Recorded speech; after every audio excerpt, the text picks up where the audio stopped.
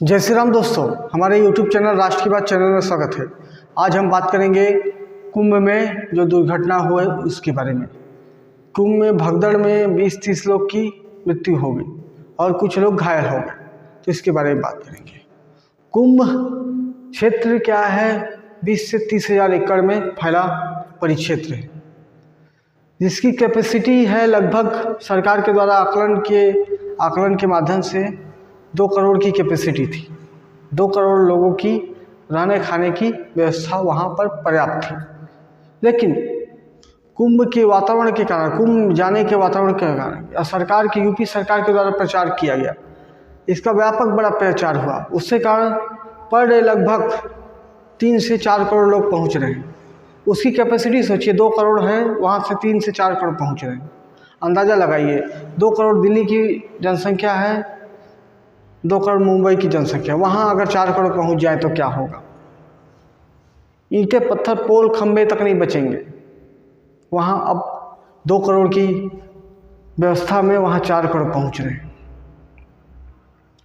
तो फिर भी भीड़ को सरकार के द्वारा वहाँ 50,000 पुलिस बल के द्वारा और एक आईजी लेवल के अधिकारी को वहाँ लगाया गया है। उस हिसाब से वो 4 करोड़ भी पहुंच रहे थे। सरकार को तकलीफ नहीं थी, व्यवस्था को तकलीफ नहीं थी।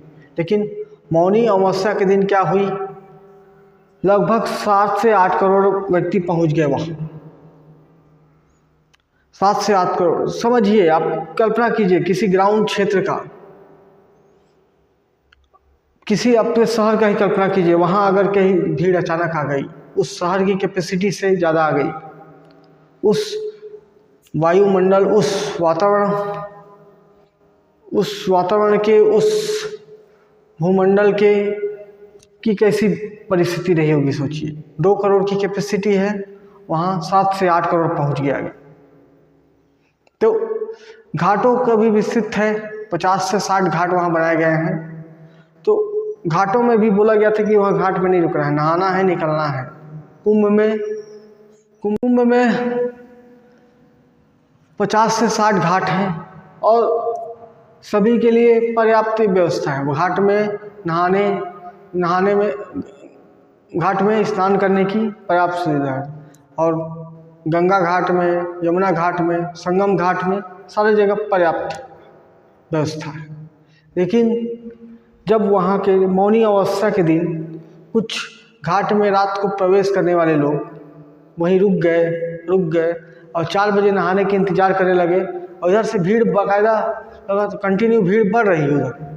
उस परिस्थिति में वो दब के कुचला के उनकी मृत्यु हो गई।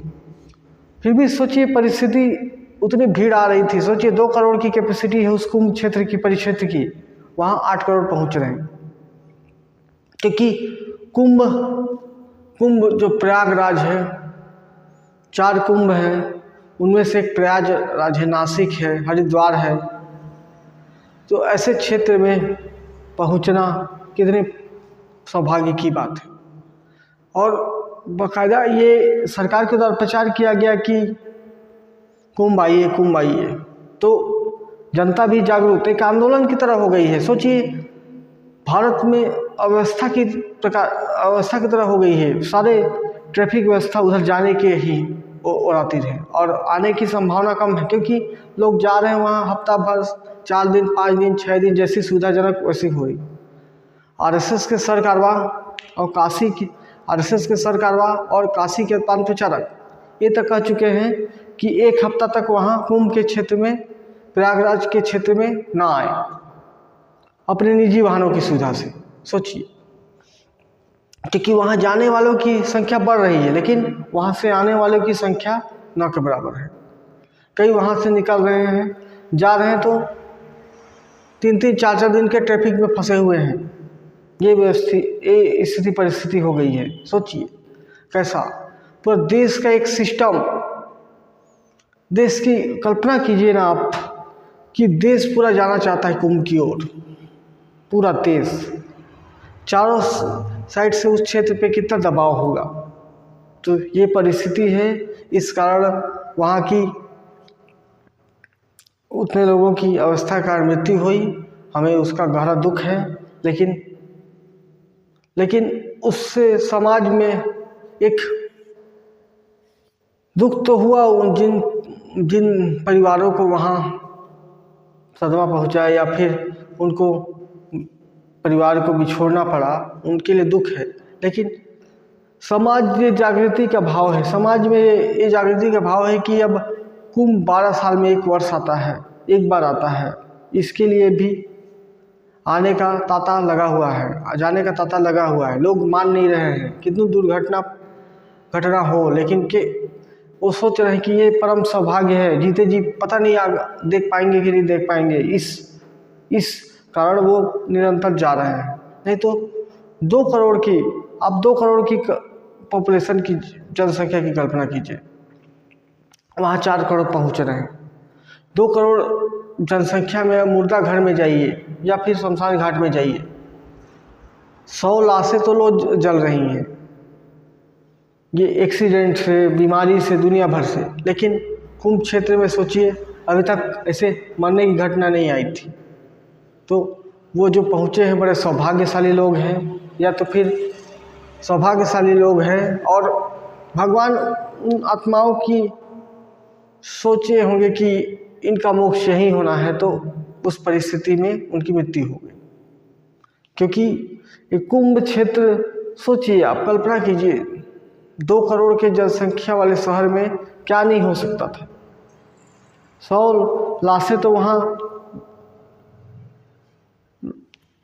बीमारी से, एक्सीडेंट से, दुनिया भर की घटनाओं से 100 लाशें तो रोज वहाँ जल रही हैं। उस परिस्थिति में, उस जगह में 20-30 की मृत्यु हो जाना, एक विपक्ष के द्वारा हल्ला उठाए जाना एक अलग बात है, लेकिन नगण्य बात है 20-30 लोग की मृत्यु हो जाना। लेकिन सरकार की अवस्था के कारण मृत्यु हो जा रही है, वो उस घटना को विपक्ष के द्वारा खूब उठाया जा रहा है। तो दोस्तों, एक कुंभ की घटना, एक कुंभ में जाना, कुंभ में शाही स्नान करना, कुंभ के संगम में स्नान करना एक परम सौभाग्य की बात है। और हर व्यक्ति उस सौभाग्य को, उस अनुभूति को लेना चाहता है, उस भीड़ को अनुभव करना चाहता है। जीवन काल में वो आदमी ज़्यादा उत्सुक है जो पहली बार जा रहा है, जो 2-3 बार जा रहा है उसकी तो फर्क नहीं पड़ता, लेकिन जो पहली बार जा रहा है उसके लिए बड़ा ही सौभाग्य का बात है, बड़ा एक अविस्मरणीय बात है। क्योंकि ये उसके जीवन काल में जीते जी उस भारत की सत्य सनातन धर्म की संस्कृति को वो पूर्ण रूप से, जागृत रूप से वो देख पाएगा, वहाँ जा पाएगा। क्योंकि ये देश से ही नहीं आ रहे हैं कुंभ में, पूरे दुनिया से कुंभ के दर्शन करने आ रहे हैं, कुंभ में स्नान करने आ रहे हैं, कुंभ की मेला को देखने आ रहे हैं। तो दोस्तों, मेरा एक विचार था, आई होप आप लोगों को अच्छा लगा होगा। अच्छा लगा तो वीडियो को लाइक करें, चैनल पर नए तो सब्सक्राइब करें, दोस्तों को शेयर भी करें। धन्यवाद दोस्तों।